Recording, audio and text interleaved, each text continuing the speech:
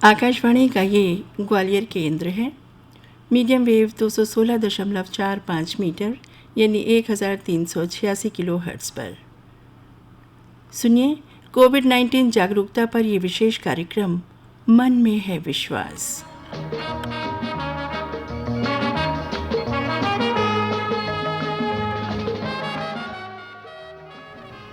श्रोताओं को कल्पना प्रदीप का नमस्कार।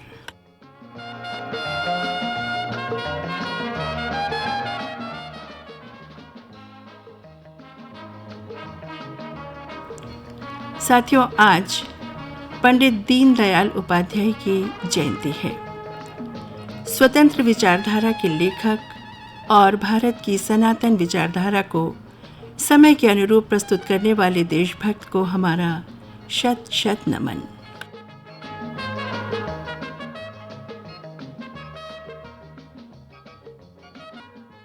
मन में है विश्वास।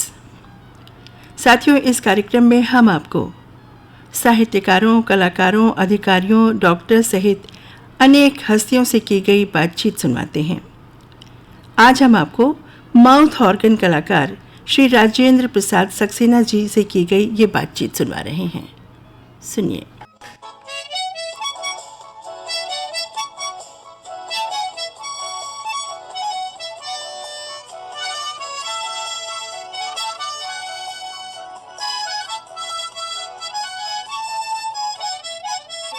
लाइन पर हमारे साथ हैं श्री राजेंद्र सक्सेना जी।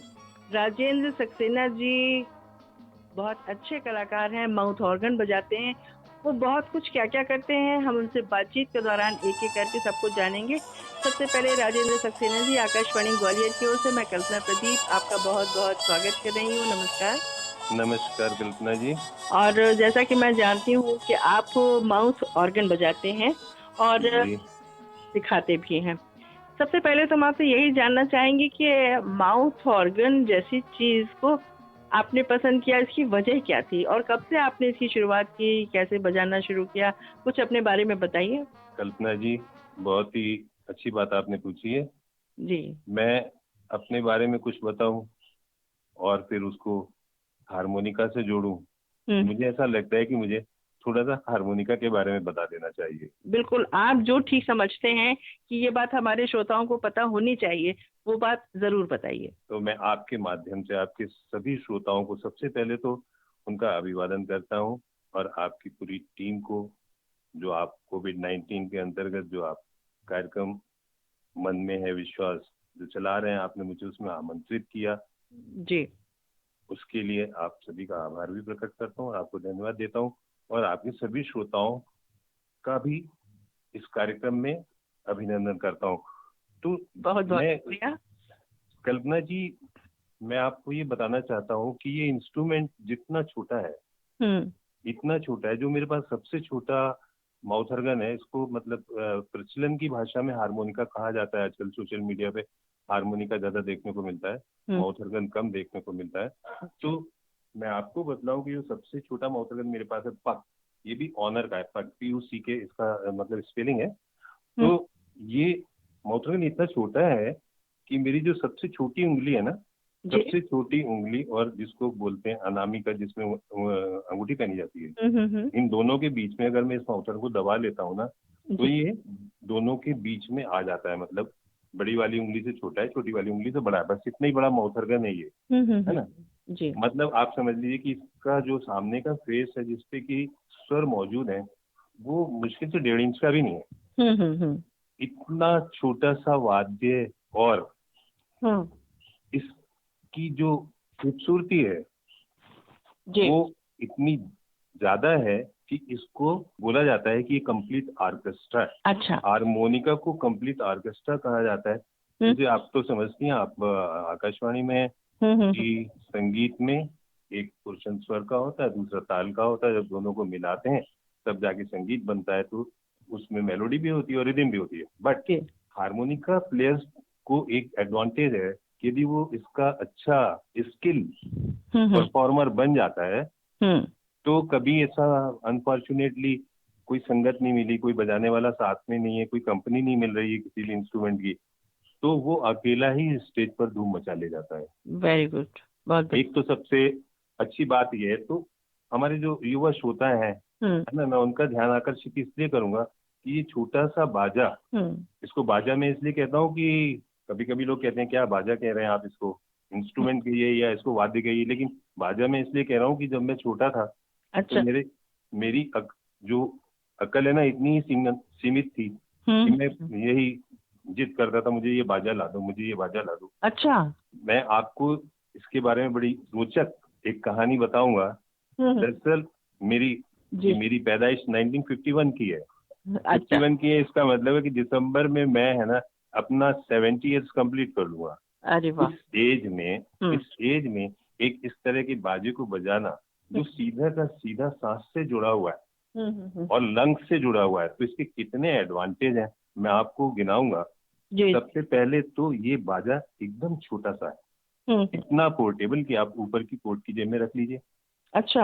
हाँ, और कहीं भी चले जाइए। नंबर 2, इस बाजे में जितने भी आपके मुंह से फूकने वाले बाजे होते हैं, जैसे फ्लूट है आपकी, सैक्सोफोन है, क्लारनेट है, इन सभी बाजों में क्या है, क्या सुविधा दी हुई है कि आप अपनी सांस को बाहर की तरफ फूकते हैं जी। बाहर की फूकते हैं, और वो फूकने से ही बजते हैं बाजे। बाकी उनके कंट्रोल किसी के कंट्रोल होल्स में होते हैं, किसी के स्विचेस में होते हैं, जो भी है, मगर सांस को बराबर बाहर की तरफ फूकते रहना पड़ता है, जिसके लिए आपको बहुत स्टेमिना की जरूरत पड़ती है। आपने देखा होगा जो क्लॉरनेट बजाने वाले होते हैं, सैक्सोफोन बजाने वाले होते हैं, ट्रम्पेट बजाने वाले होते हैं, इनको बहुत ज्यादा एक्सर्शन पड़ता है, वो लंग्स पे पड़ता है। आपने बैंड वालों को देखा है कैसे गाल ऐसे फूल जाते हैं दोनों तरफ? बिल्कुल बिल्कुल बिल्कुल। वो उसी कारण से, क्योंकि उस पर प्रेशर पड़ता है जी। इस ये अकेला इकलौता ऐसा इंस्ट्रूमेंट है जो कि दोनों तरफ, आप जब सांस को बाहर फेंकते हैं तब भी बजता है, और जब आप सांस को अंदर की तरफ लेते हैं तब भी बजता है। ठीक है। तो ये एक बहुत बड़ी सुविधा इस बाजे के अंदर है कि आप कोई भी कंपोजिशन, म्यूजिक का कंपोजिशन बजा रहे हैं, चाहे वो फिल्मी सॉन्ग हो या आपका कोई प्राइवेट कंपोजिशन, आप कुछ म्यूजिक बना रहे हैं, जो भी कुछ बजा रहे हैं, तो आप उसको ड्रॉ करते हैं, ब्लो करते हैं, ड्रॉ करते हैं, ब्लो करते हैं, बराबर ड्रॉ ब्लो ये चलता रहता है। ठीक। और ये क्या है ड्रॉ ब्लो, ये कपाल भारती है। ओहो, बहुत बढ़िया। है ना? जी बिल्कुल। बराबर आप जो बार बार सांस फेंकते हैं, या आप इसको कहिए ये प्राणायाम है, सांस को अंदर भी खींचते रहना, बाहर भी करते रहना, जल्दी जल्दी करते रहना, कई बार करना, अनुलोम विलोम की तरह करना। 3 बार अंदर अंदर खींचा, फिर 1 बार बाहर कर दिया, 3 बार फिर बाहर बाहर किया, 1 बार अंदर की तरफ कर लिया। तो उसमें जो आपकी प्रैक्टिस होती है, तो उसमें कितनी सारी चीजों का एक साथ आपका जो परिमार्जन होता है, नंबर 1 तो आपके लंग्स मजबूत होते हैं। लंग्स हम की ये कहते कि अगर आप इस सांस को बजा रहे हैं तो आप प्राणायाम भी आपका लगातार चल रहा है। जी, मुझे अलग से प्राणायाम करने की जरूरत नहीं पड़ती। हालांकि मैं रामदेव जी को सम्मान देते हुए अलग से भी उनका प्राणायाम, थोड़ा सा कपाल भारती, अनुलोम विलोम करता हूँ। बट मैं समझता हूँ कि मैं जो अनुलोम विलोम और कपाल भारती और भस्त्रिका, जो भी जितने भी प्राणायाम है जो मैं माउथ ऑर्गन के थ्रू कर लेता हूँ, वो उससे कहीं ज्यादा आनंदमय सुखमय है, क्योंकि उनके साथ में म्यूजिक भी बजाता रहता हूँ और आनंद भी लेता रहता हूँ और अपना काम भी करता रहता हूँ, प्रैक्टिस भी करता रहता हूँ, और टाइम अलग से उसके लिए देना और भी पड़ता है। ये ऐसा प्राणायाम जो सांस के साथ चल रहा है और अपने इंटरेस्ट का है, जिसमें हम एक आनंद का अनुभव कर रहे हैं। आनंद का अनुभव कर रहे हैं, और संगीत में, हाँ, संगीत में तो कोई भी चीज अच्छी लगने लगती है ना। बिल्कुल। और इसका जो महत्व होता है, इसका जो प्रभाव होता है, वो दुगना असर करता है। दुगना असर करता है। अभी तो ये बात हो गई कल्पना जी एक फिजिकल एक्सरसाइज की, है ना? और जो आपने थोड़ा सा टच किया उस विषय को, कि जो आप आनंद का अनुभव करते हैं, जो आपकी आत्मा को संतुष्टि मिलती है ना, तो वो विषय फिर वो मानसिक हो जाता है। बिल्कुल बिल्कुल होता है। आपको मानसिक शांति भी मिलती है, संतोष मिलता है, और आप खुश रहते हैं। बिल्कुल। और मैं आपसे अब ये जानना जरूर चाहूंगी कि ये जो खुशी आपको मिली, आपने इस सांस को चुना। बहुत से लोग कुछ और चुनते हैं, लेकिन आपने इस सांस को क्यों चुना? आपको क्यों लगा कि माउथ ऑर्गन ही बहुत अच्छा है? कल्पना जी, इसका कारण एक ये है कि जब मैं बहुत छोटा था तो एक फिल्म 1958 में रिलीज हुई थी, 16वां साल। अच्छा। उसका एक गाना बहुत फेमस हुआ था, देवानंद वहीदा रहमान उसके किरदार थे। और वो गाना भी बहुत अच्छा था, आपने सुना होगा, है अपना दिल तो आवारा न जाने हाँ किसको हाँ, आएगा। बिल्कुल बिल्कुल। इसके जस्ट, तो यहाँ से मेरी शुरुआत हो चुकी थी। अच्छा। और मैं इसकी तलाश करना शुरू कर दिया था मैंने कि ये जो बाजा है ये कहाँ मिलता है, इसको कहते क्या है, मालूम तो चल गया जिसको माउथर्गन कहते हैं। लेकिन माउथर्गन को लेकर के जब तलाश करना चालू किया तो उस समय मैं ग्वालियर में था। अच्छा। तो आपके आपके ग्वालियर में मेला लगता है, जिसको हाँ, ग्वालियर मेला कहते हैं। बिल्कुल बिल्कुल।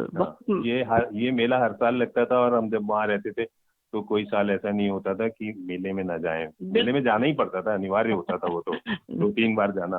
वहाँ जाओ, कुछ झूले वूले झूलो, कुछ खाओ पियो, ऐसा सब हम लोगों का अनिवार्य आज भी ऐसा ही होता है। हर बच्चा जब तक जी। फिर मेला नहीं घूम लेता तब तक वो मेला पूरा हो नहीं सकता किसी भी हालत में। तो मैं भी मेले गया और एक टॉय की दुकान पे टॉय की दुकान पे एक वो माउथर्गन जैसा बाजा मुझे दिखा।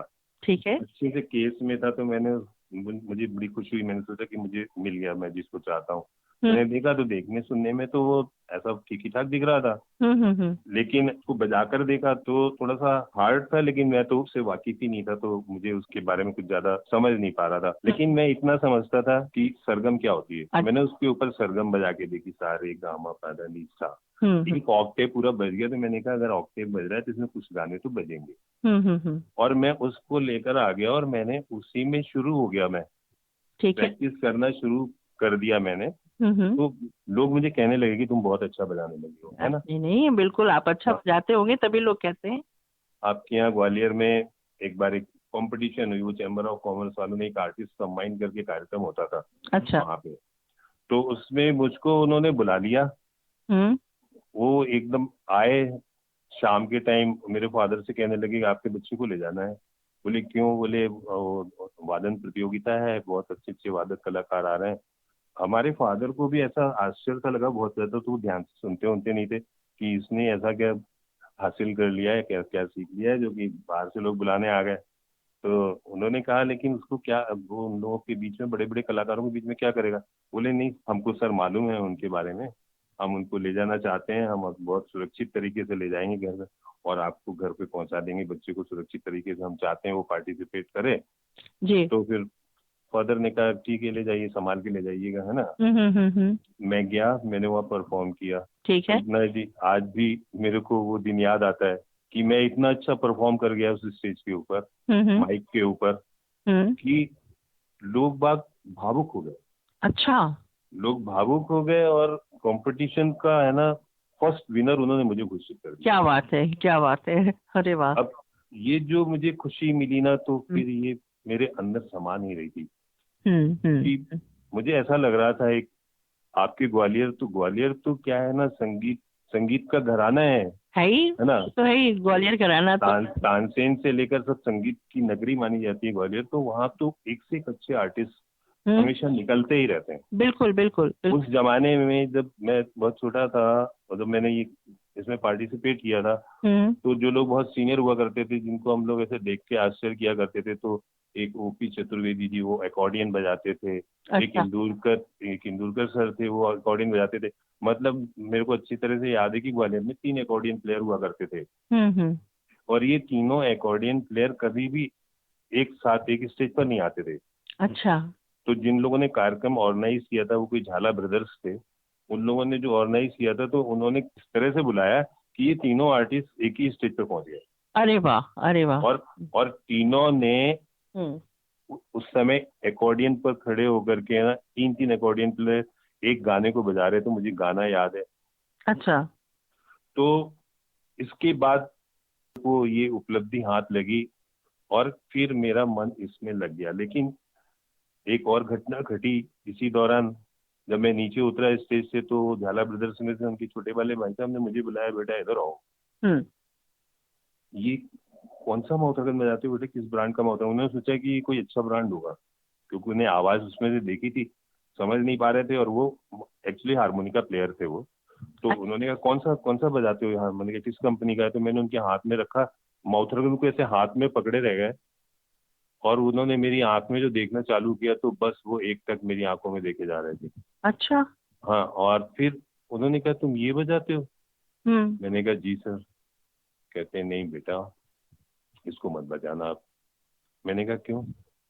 तो बोले ये बेटा माउथ ऑर्गन नहीं है, ये एक अच्छा। मामूली सा खिलौना है, इसके अंदर जो रीड्स है ना हाँ। वो उतने सेंसिटिव नहीं है जिसपे तुम इस तरह से संगीत की साधना करो। ओहो। ये सांस का बाजा है, लंग्स का बाजा है ना। अननेसेसरी इसमें ज्यादा एक्सर्शन लोगे तो तुमको कुछ नुकसान भी हो सकता अच्छा। है ना। अगर तुम्हें माउथ ऑर्गन बजाना तो अच्छा माउथ ऑर्गन बजाओ ना। कल्पना जी मैं आपको बताऊं, जी। इंडिया में माउथ ऑर्गन नहीं बनते, ओहो। अच्छा। आज तक भी नहीं बनते। अरे। वैसे सबसे अच्छी कंपनी अपनी होती है जर्मनी की, हम्म। ठीक है। ये सबसे पुरानी कंपनी है। तो मैं आपको कुछ छोटी छोटी ऐसी अच्छी बातें बताता हूँ, जैसे कि ये सबसे छोटा बाजा है। हम्म। दूसरी बात, सबसे मेलोडियस बाजा है, पूरा ऑर्केस्ट्रा है, और इसका जो जितना छोटा ये बाजा है ना, इसका इतिहास उतना ही बड़ा है। ठीक है। ये फर्स्ट इंस्ट्रूमेंट कहलाता है, ओह। इंडस्ट्री का फर्स्ट इंस्ट्रूमेंट कहलाता है मोटरगन।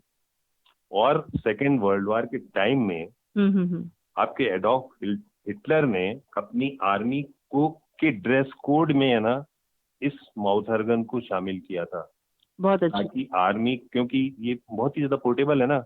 अब आर्मी के लोग होते हैं हर समय तो वो एलोन रहते हैं, तो जी। उनके मनोरंजन के लिए क्या किया जाए, तो उन्होंने इसको रिकमेंड किया था अपनी आर्मी के लिए। तो ये आर्मी का, इसको इन सैंडविच बिटवीन एनीवन, ये सैंडविच है, आपके दोनों लिप्स के बीच में सैंडविच की तरह काम करता है ना। इसको ये संज्ञा दी गई थी, तो कार्ल ऑनर जी। जिन्होंने इसकी शुरुआत की जर्मनी से। जी। बहुत लेकिन अच्छी बात आपने बताई, लेकिन राजेंद्र सक्सेना जी, मैं आपको ये जरूर कहना चाहूंगी कि आपके पास तो बहुत कुछ है बताने के लिए, और हमारे पास समय बिल्कुल हाँ, निश्चित है। हाँ, तो मैं मैं समझ आपसे रहा हूँ। जरूर कहना चाहूंगी कि, और ये जरूर जानना चाहूंगी कि जिस तरीके से आप बच्चों को सिखा रहे हैं, बता रहे हैं, इस विद्या को आगे बढ़ा रहे हैं, वो किस तरीके से क्या कर पा रहे हैं, क्योंकि कोविड का जो वक्त चल रहा है, इसमें ना कोई कहीं जा पा रहा है, ना आ पा रहा है, ऑनलाइन ज्यादातर काम चल रहे हैं। तो ऑनलाइन आप इसको किस तरीके से गाइड कर पा रहे हैं, क्या कर हमारे हालांकि मैं कोविड के पहले से भी कर रहा हूँ ऑनलाइन ये काम।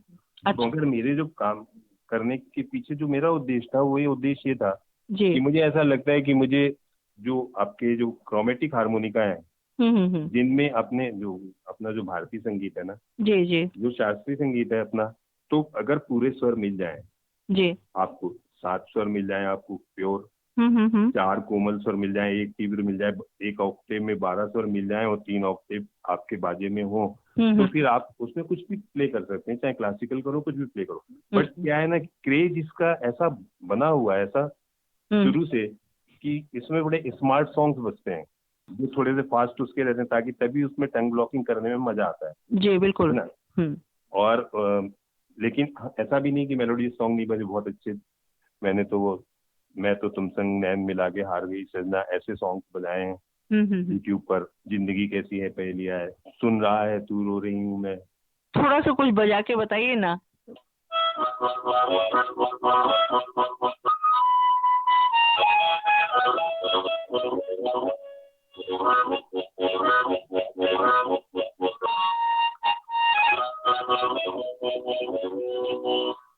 अब मैं आपको वो स्किल बताता हूँ जिसको कहते हैं टंग ब्लॉकिंग। अंदर से जीभ से काम किया जाता है, और जीभ को तबले वाले जो तबला बजाते हैं हाथ मार के, इस तरह से हम उस रिदम को उतनी टाइमिंग पर है ना, इसके फेस के ऊपर है ना, तो आप ये समझ लीजिए उसको स्लैपिंग करते हैं उसको। कैसे? या टैपिंग टैपिंग कह लीजिए, टैपिंग करते हैं, बार बार जीभ को उसके ऊपर पटकते हैं, और उससे जो इफेक्ट आता है वो हमको कंपनी देता है, जस्ट लाइक ए रिदम। मैं आपको बजा के बताता हूँ।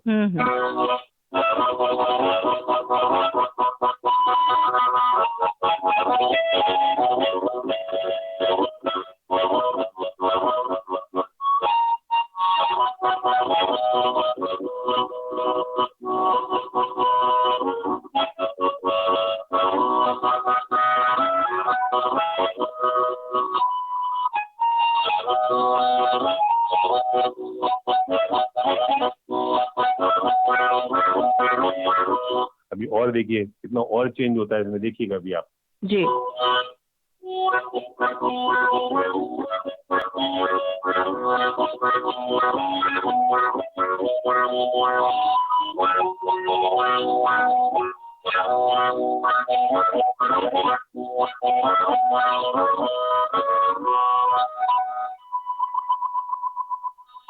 वाह वाह वाह वाह वाह।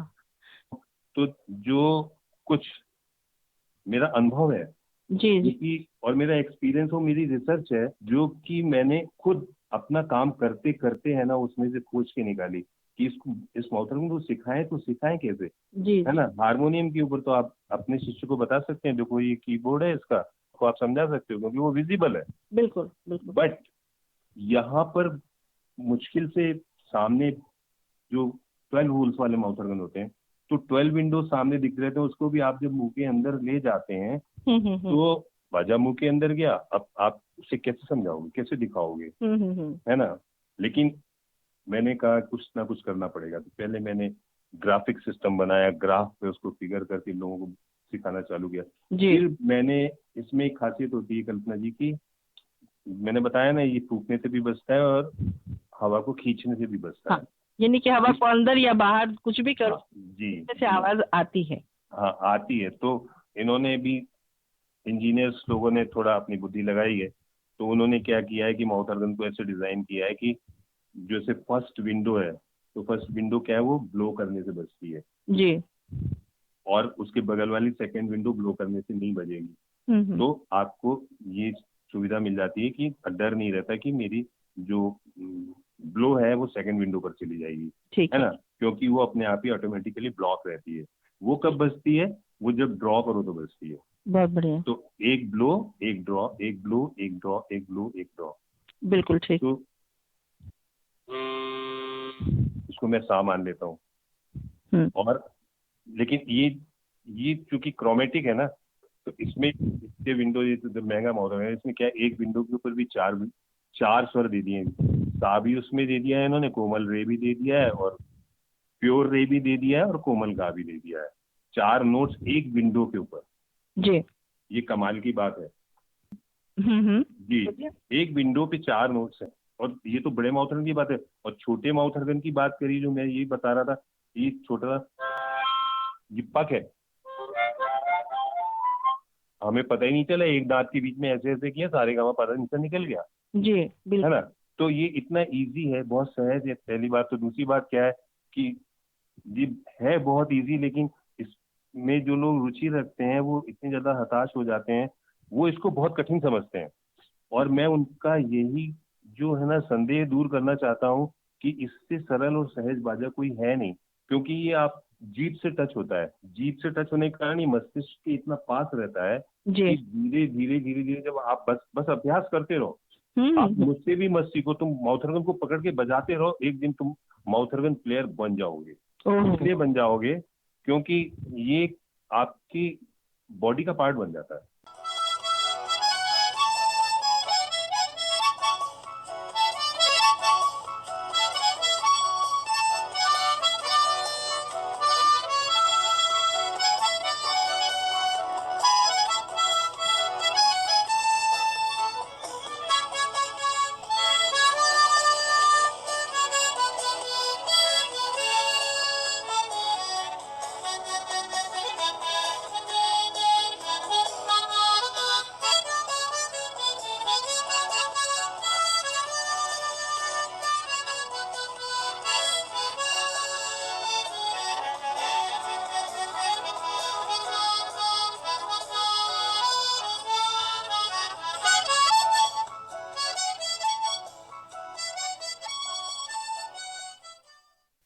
अभ्यास करते करते बिल्कुल वही स्थान ले लेता है, जैसे कि आप गाना गाने के लिए आपको सोचना नहीं पड़ता और आप फटाक से गा देते हैं।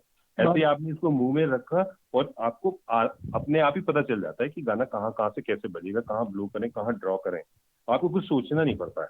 बहुत सही। तो कल्पना जी, आपने मुझे इस छोटे से कलाकार को, है ना, अपने इस कार्यक्रम में बुलाया तो मैं अंदर से गर्व महसूस कर रहा हूँ। मैं तो पहले आपसे ये भी थोड़ा सा जानना चाह रही थी कि आप जो ऑनलाइन माउथ ऑर्गन लोगों को सिखाते हैं, तो ये छोटे बच्चे होते हैं, कौन होते हैं, किनको आप सिखाते हैं? मैं आपको बताऊं, माउथ ऑर्गन बजाने वाले बच्चे 5 साल से माउथ ऑर्गन बजाना शुरू कर देते हैं। अच्छा। मैंने तो 8-9 साल से शुरू किया था। आजकल के बच्चे 5 साल से बजाना शुरू कर देते हैं और इतना बढ़िया परफॉर्म करते हैं कि गजब का। बार बार दूसरी कंट्री से, करीब 20-22 कंट्री से मेरे पास कमेंट्स आते हैं और वो लोग सारे लोग अच्छे कमेंट्स करते हैं। उसी के कारण मैं बजाता जा रहा हूँ और जितना कुछ सिखा सकता हूँ मेरी पूरी कोशिश रहती है। अभी तो मैं परफॉर्मेंस पे भी ध्यान नहीं देता। मेरा उद्देश्य अब ये भी नहीं है कि, क्योंकि अब परफॉर्मेंस कोई जरूरी नहीं कि आपकी बहुत अच्छी परफॉर्मेंस आएगी। आपकी एज हो गई, बहुत ज्यादा एज हो गई, तो वो परफॉर्मेंस तो नहीं आएगी ना जो हम 16 साल के थे तब देते थे। लेकिन फिर भी सिखाने की गर्ज से जो हम सिखाएंगे ना, वो इतना क्रिस्टल क्लियर होता है कि एक बार में समझ में आ जाता है। बहुत अच्छी बात आपने कही और बिल्कुल क्रिस्टल क्लियर आपने इतना जो कुछ बताया हमारे श्रोता साथियों के लिए, आकाशवाणी ग्वालियर के लिए, वाकई बहुत ही महत्वपूर्ण था। हम आपसे और बहुत सारी बातें जरूर करना चाहते हैं, लेकिन वक्त इजाजत नहीं दे रहा है। तो चलते चलते अगर आप कुछ हमारे श्रोताओं के लिए कुछ थोड़ा सा सुनाना चाहें, जरूर सुनाइए, हम जरूर सुनना चाहेंगे।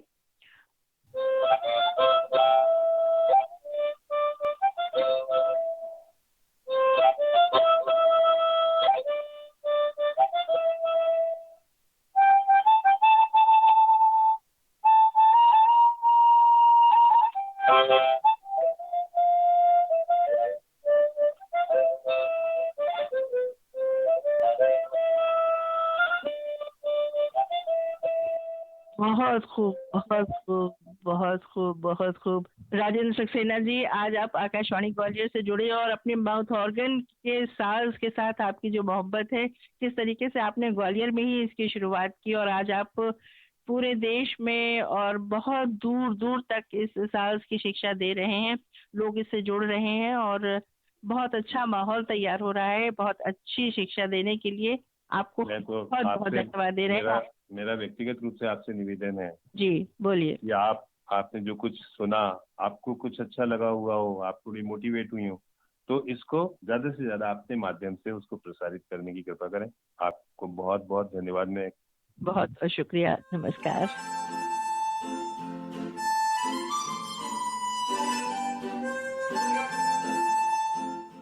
ये थे माउथ ऑर्गन कलाकार श्री राजेंद्र प्रसाद सक्सेना जी।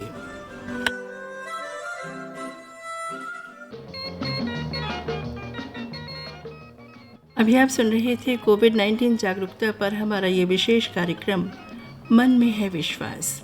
कार्यक्रम समाप्ति करने की कल्पना प्रदीप को इजाज़त दीजिए। नमस्कार।